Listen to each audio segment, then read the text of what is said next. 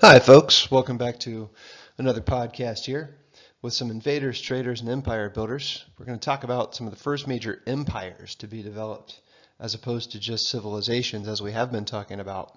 Now we start to see the rise of major leaders in places like the Middle East, for example, but also in Egypt and China, which we'll talk about later, where individual leaders were able to amass large armies and take over numerous peoples and then incorporate those peoples into one single empire. And looking on here, we see who is considered to be one of the first emperors ever, a guy named Sargon, who basically was down in ancient Sumer, which was in Mesopotamia in the 2000s BCE. And he probably built the first empire known to history, though this is still debated amongst historians. But one of the most important things, as we've already pointed out, that some of these rulers did was to create their own legal systems to run their empires. And we talked about Hammurabi, for example, creating the first set of legal codes for an empire. And of course, this was in the Babylonian dynasty. And basically, this Code of Hammurabi established and codified laws in order for him to run his empire. And actually, most of the laws had been around for quite some time. They weren't necessarily Hammurabi's invention. But what Hammurabi did was he codified those laws and made them consistent across his empire. Basically, he wanted everyone in his empire to know, what legal principles to follow. And you can see in the map here that the Babylonian territory about the time of Hammurabi's rule and this idea of power reaching from cities all the way out to the distant hinterlands, this idea of empire incorporating all of these places. And of course, as we pointed out too, Hammurabi had his laws posted all around his empire in these large stone pillars. And for example, on this pillar that you see here, you see Shamash, who is actually the sun god or the solar god, who is handing over the laws to Hammurabi. So basically this shows the people in Babylon that Hammurabi has this divine ordained laws. So basically now the people see that Hammurabi is connected somehow with the gods, so that helps Hammurabi get or have some type of justification for creating and codifying these laws, and gets, of course, then more loyalty from his own people.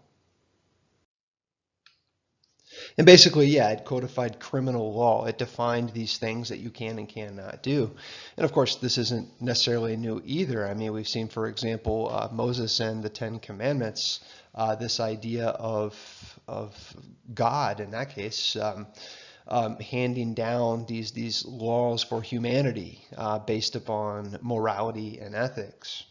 But nonetheless, basically the Hammurabi Code was just to encourage social order so that we don't have anarchy, so that we don't have people randomly doing whatever they want and harming the rights of others. Not that Hammurabi's Code was necessarily concerned with that equally, but this was the first start really of having laws to protect. And like the exercise we did last week, you can see if a house collapsed because of poor construction, for example, and the homeowner was killed, the builder of the house would be put to death. So we saw this with some of these laws last week. And we talked about the fairness of these laws. But the main thing to point out with Hammurabi's Code is how it is misogynistic. In other words, unfair to women, and it's favoring men in this case.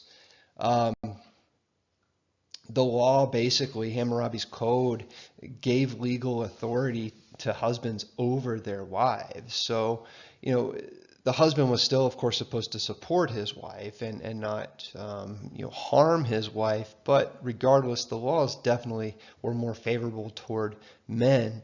And moreover, fathers had unlimited authority over children. And we're going to see this in numerous empires as well, where essentially the father is the one who, even if there is a separation between husband and wife, the father is always considered the one to keep the children, regardless of his behavior. We also see a lot of technology in this era in what is today Iraq, or back then Mesopotamia. The Sumerians were the first to actually use the chariot.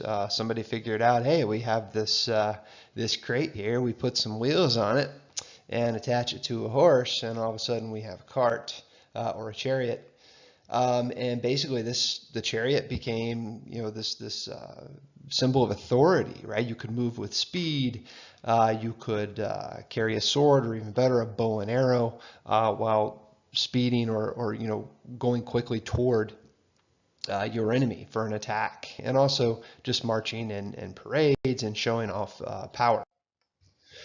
And just some of these other inventions that were just so critical, right? Wheeled travel around 3000, 2500 BCE. We'll talk about here in a few minutes. The Phoenicians, who created an alphabet by around 1200 BCE. And we've already seen the Hittites, who developed tools made out of iron and ruled an empire in their own right by around the 1200s BCE. And overall, basically, warfare not only spread empires, but it also did by default spread ideas. Conquerors would come in and they wanted to spread their own power and take control of these distant lands, and they would uproot defeated people. But this also spread ideas. And one of these great conquering peoples were the Hittites, as we've seen.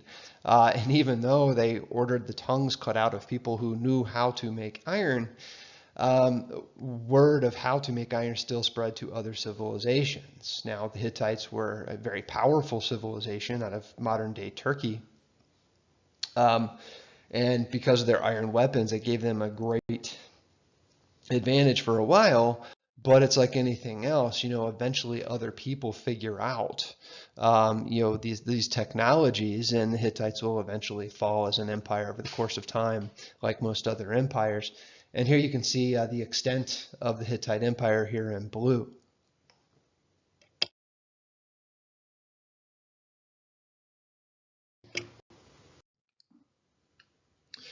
And we actually have a word for this today, where technology, or actually the great minds who know technology or know-how, go to other places, other lands. Today we call that brain drain. And this was a big concern, for example, in modern times, with the knowledge of creating weapons of mass destruction in the 20th and 21st century CE today.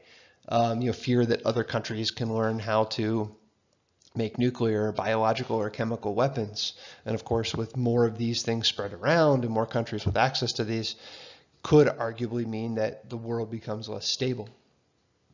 But nonetheless, this whole idea of iron technology back in the 1000s BCE ushered in this Iron Age. Another really tough civilization or tough empire was that of the Assyrians. The Assyrians were out of the Upper Tigris once again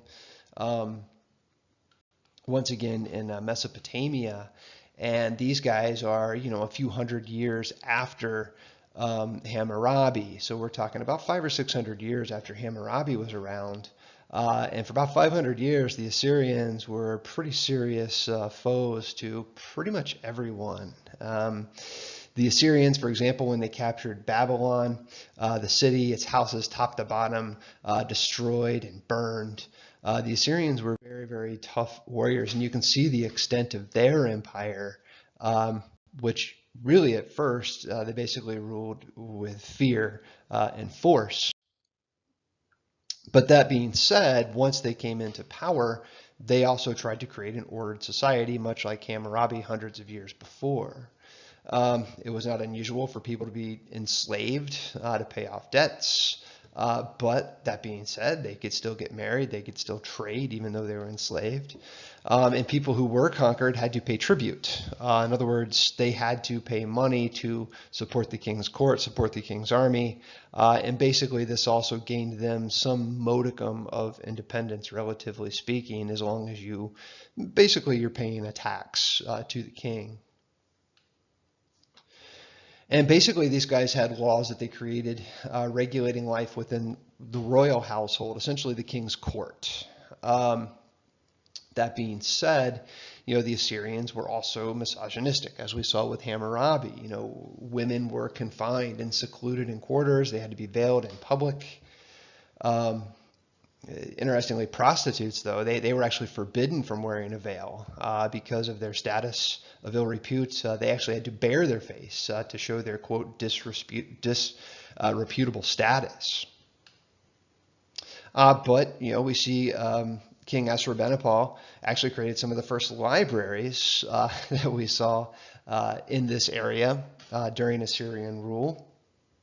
But of course, stored cuneiform tablets for record keeping. That's how we know about these folk. But of course, the walls of the library were still adorned with images of human and animal slaughter from the Assyrian conquests and sacrifices. Kind of an odd mix, having this library for education and learning with pictures of massacres painted on the walls. Well, basically, once Ashurbanipal dies, the Assyrians are going to be taken down by the 600s BCE, and another guy comes to power, Nebuchadnezzar. And here we have yet another ruthless, aggressive king or monarch or emperor. He's going to restore Babylon and basically have this empire from the Persian Gulf to the Mediterranean. And he's going to order the construction of canals and temples and walls and palaces, as well as, even though this is now debated by historians, perhaps creating the great hanging gardens, which are one of the ancient wonders of the world. There are actually 7 ancient wonders of the world. The hanging gardens were supposedly this amazing, beautiful display in the heart of the desert, basically, that the king ordered constructed in honor of his wife, so that she had a place to walk around, during the day and see these lovely plants, basically kind of like an oasis in the desert. But actually, historians today, if you read below here in the notes section, they're actually historians who debate who actually built these hanging gardens. Another great empire, too, is one that was in what is today Iran, or what many people also call Persia. Even today, Iranians, culturally would be Persians. Iran is typically used for political speak, diplomacy. They would say Iran, but when we talk about Iranian culture, we talk about Persia and the Persians. And eventually, the Persians are going to take over all of Babylon, and they're going to be led by a guy named Cyrus, who comes to be called Cyrus the Great. And the Persians are going to create one of the largest empires in human history. They're going to run all the way from Turkey over to modern-day Iran, to Afghanistan, Pakistan, down into Egypt, all the way into northern India. The Persians were no joke.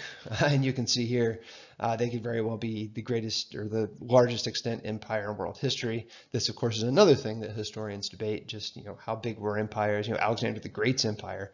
Eventually, 300 years from where we're talking now, Alexander the Great is going to take over the Persian Empire.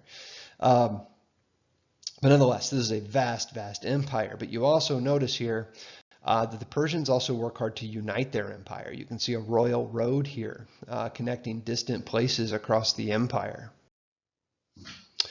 And basically, the Persian kings actually became known for their tolerance. The Persian kings would actually accept conquered people. And they would allow people who they conquered to continue practicing their own religions and their own traditions. It wasn't unusual, for example, for the king or the emperor, especially Darius, to actually just take a trip across his empire down the royal road for months at a time and come into a local village and see people having a local festival based on their own local traditions, and he just joins in and has fun with them. But nonetheless, Darius is considered one of the greatest of these Persian emperors, because this guy is the one who basically laid the foundation for bureaucracy and the means by which a government should be run, at least in ancient times. So here's what he did. First of all, he divided up his empire into provinces, what the Persians called satrapies. And the satrapies were run by a satrap. Think of it kind of like the United States having states, and the head of each state as a governor. And Persia, they would have called that a satrap. And basically, the satrapy, the province paid money based upon, or rather taxes based upon, how much wealth the province had. And of course, the king had his own special officials to keep an eye on the satraps. So basically, the officials would travel around and make sure that the satraps were not corrupt or anything and report back to the king. But who watches the watchers? That is the question. Anyway, so all subjects were viewed as equal and had to be loyal and pay tribute. But overall, the idea here is that Persia maintained a great empire because of tolerance. Darius, here we are 1,000 years now after Hammurabi, and Darius did this very similar things, adopting laws, having codification of laws for the entire empire. And this creates unity, right? I mean, for an empire this vast, you have to have a set of laws that will bring everyone together. And then, of course, on top of that, just physically bringing it together, thousands of miles of roads. And like I said earlier, Darius, he would go from one royal city to another. He'd celebrate popular local festivals. Hey, it's the king. He's a nice guy. So, yeah, I mean, basically the Persian Empire, yes, they were one of conquest and taking over other people in warfare, but at the same time, they also ruled their empire with quite a bit of tolerance relative to earlier empires, like, for example, the Assyrians. You can actually see the modern day tomb in Iran today of Darius the Great. It's just kind of cool. So some of the other things in the Persian Empire, I mean, Darius set up, for example, a common set of weights and measures. Why would you do this, do you think? He encouraged, for example, too, the use of coins. Actually, this is going to be one of the first money-based economies that we will see in world history. We'll see the Chinese doing this as well later on. But actually using coins as a means of exchange as opposed to a barter economy. A barter economy, of course, would be exchanging goods for goods. But instead, what we get under Darius and these Persian emperors is actually the use of money to purchase goods in what we call a money economy. So basically, you would exchange some type of token or, shiny, medallion or whatever, upon which people had agreed on the value, and you would trade that for whatever items you wanted to purchase, food, weaponry, services, whatever. And basically this created this economic link across the vast empire. So here's another question for us. What advantage does a money economy have over a barter economy? And, it's pretty amazing what the Persians did too. I mean, they built a 50-mile canal between the Nile River and the Red Sea, creating long-distance transportation and trade. And like I said earlier, they had this royal road. And the king would even give these kind of royal gifts to the nobility or the higher ups, saying, oh, here's a gift from the king. Don't forget, you have a king. So basically this would help keep people in line as well. And out of ancient Persia, we also see a new religion develop, and we talked about this as well, Zoroastrianism. And I'm just going to flip through the slides here. We've talked a good deal about Zoroastrianism, just so you can fill in here, Ahura Mazda being the single god and the deity. But there's also this supposed evil prince, not sure if he's a god or not in this faith, Ahriman. So perhaps this is a polytheistic faith, or is it monotheistic? Dunno. Zoroaster actually collected his teachings in the Zendavesta and talked about a day of judgment, talked about good defeating evil. And that basically, this God under Zoroastrianism gave people free will. The people who were good go to paradise. The evil would get eternal suffering. And we're talking 500-600s BCE. 500 years from this time, Christianity will emerge. With these same kind of ideas. Talking about Judgment Day and a good God, obviously. But then 600 years after that, Islam also talking the same, this same line of logic in terms of faith. And we also have the Vedic peoples, who we've also mentioned. The Vedic peoples going all the way over into northern India, what is today northern India. These people migrated down out of the Hindu Kush in Central Asia down into India, and basically settled in South Asia, which is basically India. And they would actually adopt some of the local customs and practices, but they also had their own cultural artifacts and beliefs and tools and things like that that they kept as well. They absorbed local vocabularies but kept their own language. And basically the Vedic language and religious rituals, they came to dominate South Asia. Basically, the Vedic peoples are the foundation of what will become Hinduism. And eventually what's going to be developed is the Vedic caste system. And basically the caste system essentially says that particular people are born into a particular caste and they are in that particular caste essentially in perpetuity. But basically this is, this caste system is kind of condemning people to a certain life with no real hope of moving up or down in the social order. And we're going to talk a lot more about Hinduism once we get into actual ancient India and discuss that. And then another key ancient civilization, the Phoenicians. The Phoenicians, they're pretty cool. I mean, these guys traverse all across the Mediterranean. They actually come out of a place called the Levant. The Levant basically is modern day Lebanon and Israel, basically that coast of the eastern Mediterranean. And who knows? The Phoenicians were just amazing sailors and also carried around this purple cloth, the Tyrian purple. Talk about that here in a sec. But I mean, the Phoenicians were such great seafarers. Some argue that perhaps the Phoenicians actually went around Africa, a couple thousand years before Da Gama did it for the Portuguese in 1497 CE.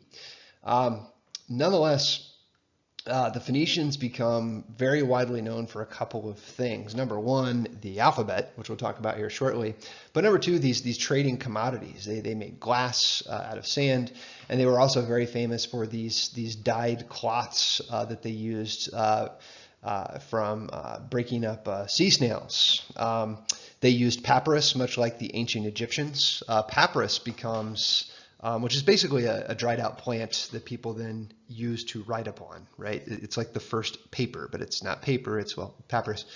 And basically, the Phoenicians are some of the first to use this, as well as the Egyptians. Actually, well, I take that back. Actually, the Egyptians really are the first to use it in the 2500 to 3000 BCE, but the Phoenicians will use it as well. Now, the Phoenicians, they coexisted at the time of the Assyrians. So basically, the Phoenicians would pay tribute to the Assyrians. We talked earlier about tributes. Well, here's an example. Basically, the Phoenicians would pay tribute to the Assyrian kings so that the Phoenicians could have some autonomy. Autonomy meaning to stand alone, to be left alone and have your own independence.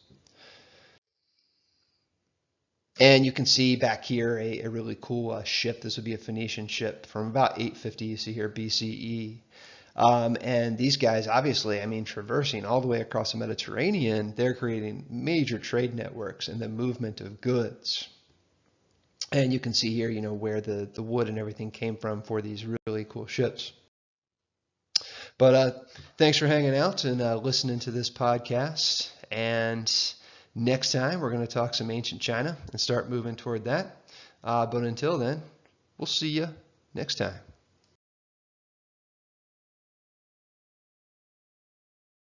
Do it now.